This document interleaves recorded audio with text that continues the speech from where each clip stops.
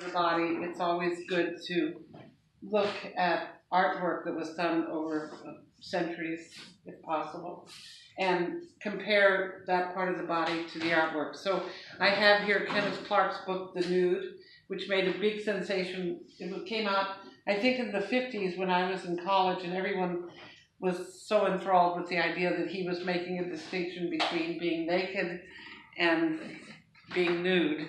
And then he talked about the whole history of presentation of the body, and he actually says in it that the nude is a whole genre of art that is valid in itself. And we could argue that all the way to Rodin's late work. The drawings are a part of that genre where the body is just something that's there, a primordial object that is responded to with all sorts of empathy and passion and excitement.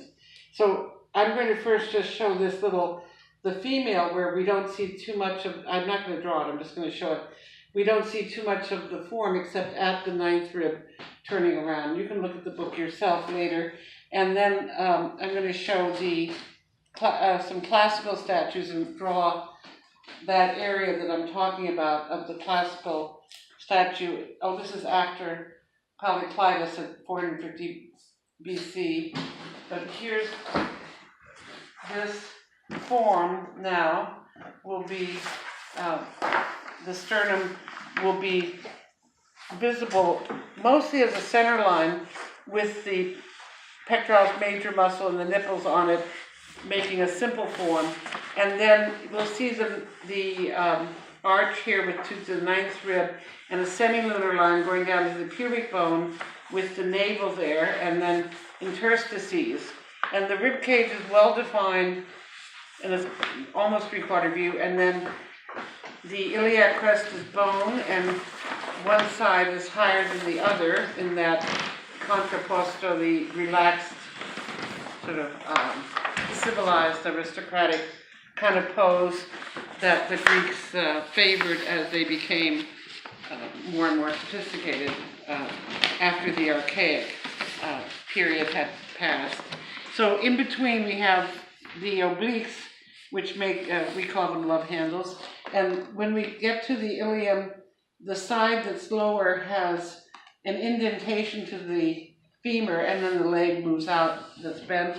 But the side holding the weight actually moves out with the femur poking out.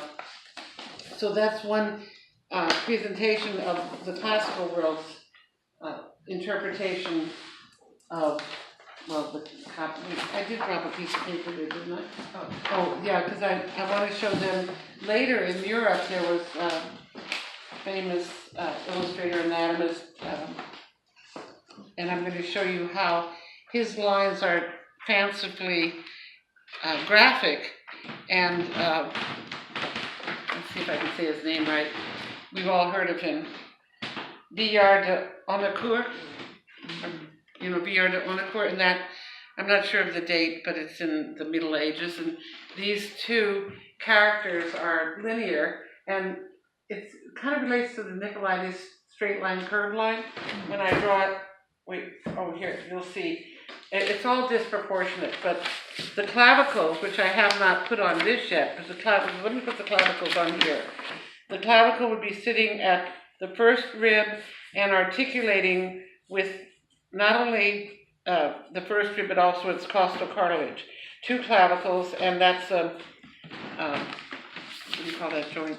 Saddle joint at the clavicle with the sternum. So he has these huge clavicles coming like this, massive clavicles, but they're right, they're there.